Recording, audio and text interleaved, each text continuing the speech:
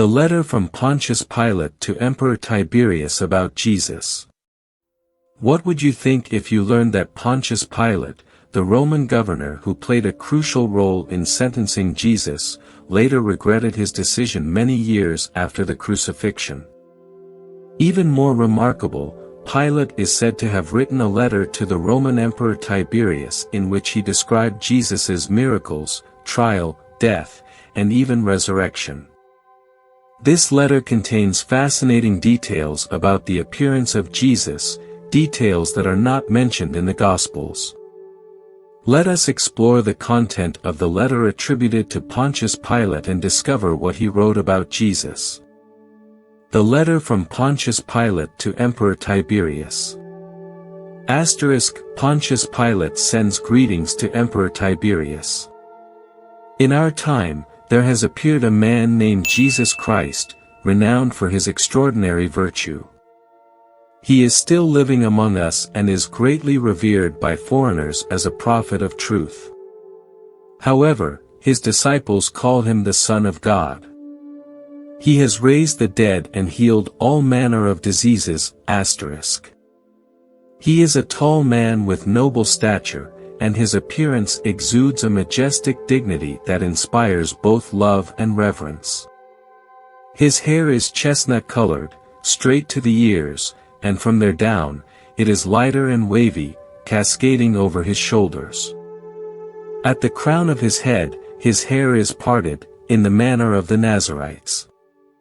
His forehead is high and refined, and his face is free of blemishes or wrinkles, graced with a delicate reddish hue. His nose and mouth are perfectly shaped, leaving no room for criticism. His beard is thick, matching the color of his hair, not overly long but divided into two parts. His eyes are clear, bright, and full of authority. When serious, he inspires awe, but his words are gentle, elegant, and filled with grace. His overall demeanor is extraordinary, surpassing that of any ordinary human.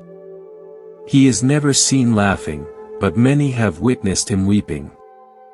Every gesture he makes is perfect, and his hands and arms are a sight to behold. When he speaks, he is measured, humble, and wise. His beauty and demeanor surpass all others in this world. The trial and crucifixion. In the letter, Pilate also recounts the trial of Jesus. But in the end, the chief priests, out of envy, sought to take his life. They came to me with the traitor who betrayed him, accusing him and demanding his execution. When I interrogated him, I found that he answered with humility yet great wisdom. Without hesitation, he responded to every question I asked. I asked him which religion he followed, and he replied, "Caesar, I am a king, but my kingdom is not of this world." When I further asked if he was a god, he answered, "You have said so, for I am the way, the truth, and the life. I am the good shepherd, the gate of the sheepfold." Strange phenomena at the hour of Jesus' death. Pilate also mentioned the unusual events that occurred during the crucifixion of Jesus. When I ordered his crucifixion at their request, the whole world suddenly plunged into darkness. The sun ceased to shine at midday, the stars appeared, and the moon turned to blood. The entire universe became dark, and many of the dead rose from their graves and appeared before people. In my confusion, I hastily washed my hands, declaring that I was not responsible for the blood of this righteous man, a man like whom the world had never seen before. Why did Pilate provide such detailed descriptions of Jesus? What stands out in this letter is the considerable time Pilate spent describing Jesus' appearance and character.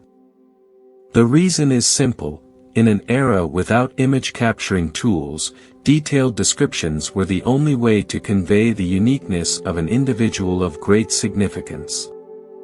Despite the pressure from the chief priests and the people, Pilate seemed to recognize that Jesus was no ordinary person. He witnessed Jesus's humility, wisdom, and extraordinary nature, as well as the strange events that occurred during his crucifixion. Pontius Pilate's letter, his view of Jesus and the situation in Judea. In this letter attributed to Pontius Pilate, addressed to Emperor Tiberius, Pilate describes the challenges of governing Judea and his impressions of Jesus, a figure who captured the attention of both the people and the Roman authorities. Challenges of governing Judea. Pilate begins the letter with expressions of regret. Recent events in my province have been so remarkable that I feel compelled to recount them in detail. I would not be surprised if, in the future, they change the destiny of our nation, for it seems the gods no longer favor us. At times, I almost cursed the day I succeeded Valerius Gratus as governor of Judea. He goes on to describe Jerusalem as an exceptionally turbulent city. Among all the conquered cities, I find Jerusalem the most difficult to govern.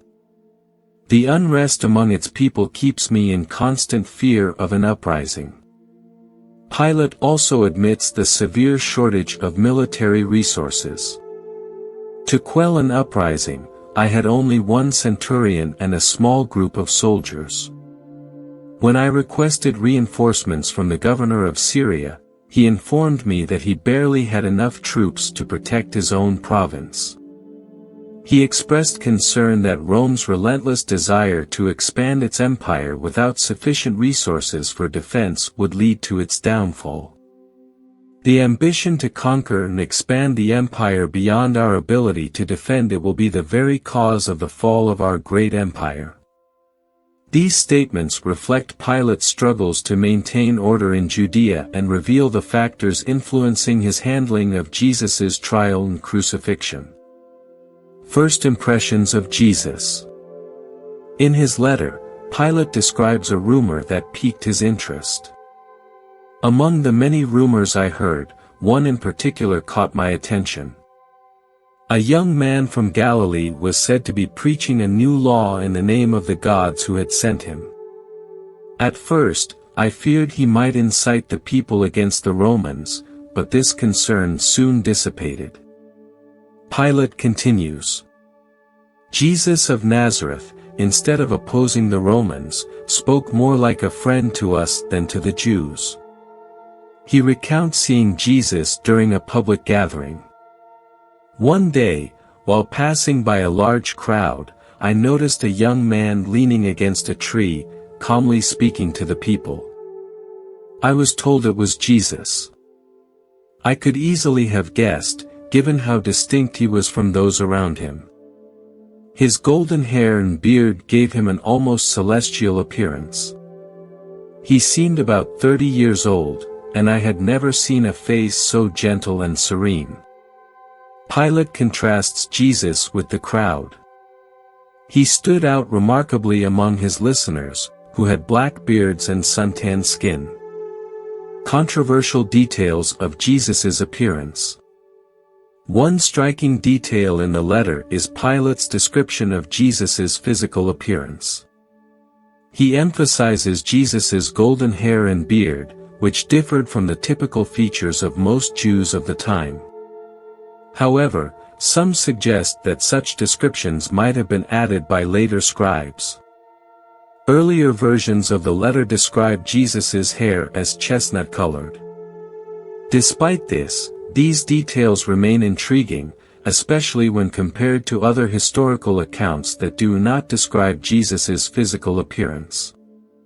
Pilate also notes that he chose not to disturb Jesus's teachings. Not wanting to interrupt him, I continued on my way. The wisdom of Jesus and Pilate's protection.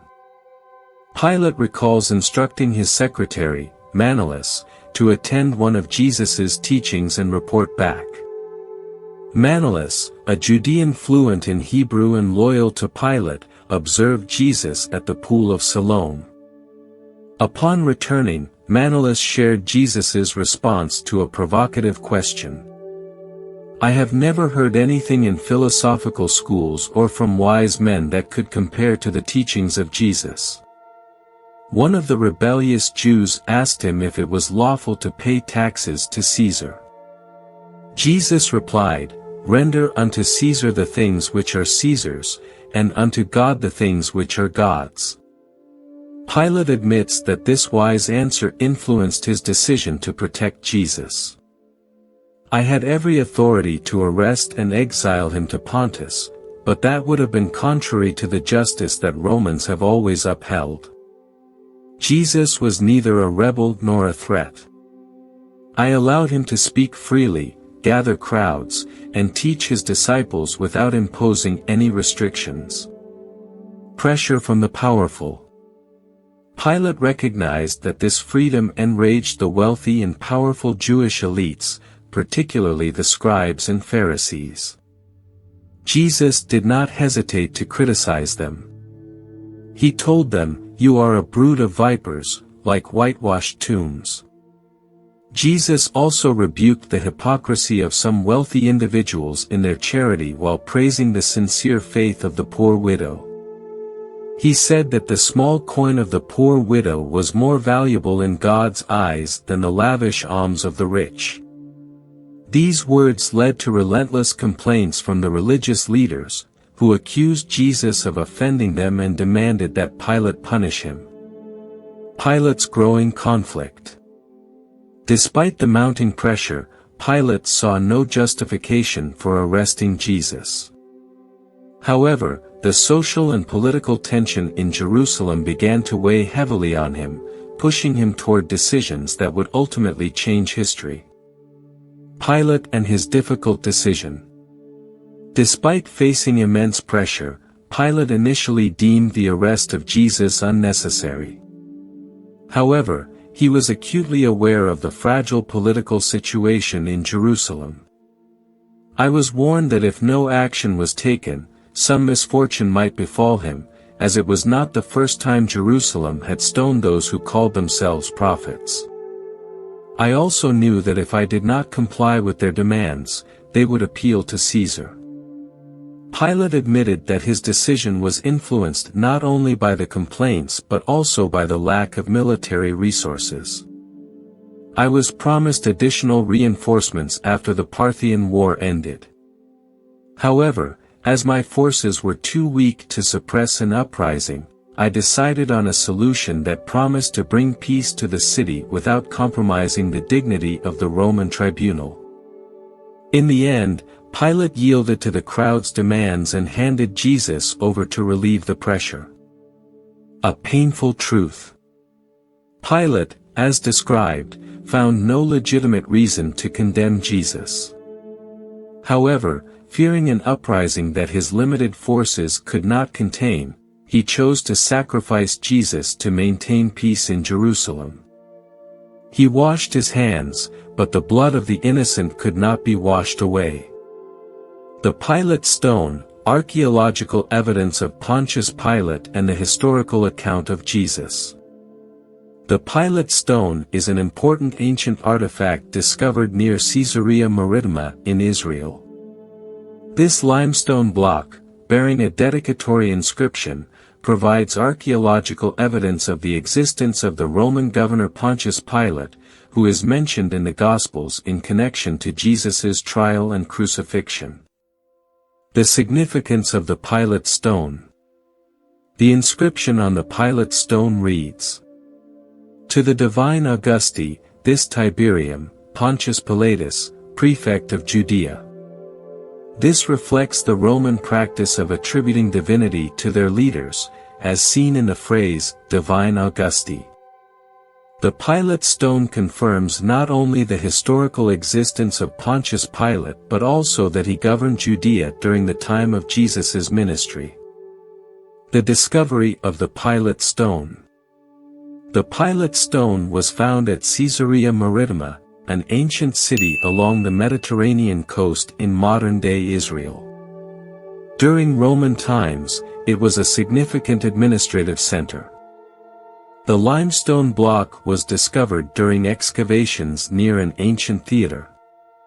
Interestingly, The stone had been repurposed as a step leading to the theater.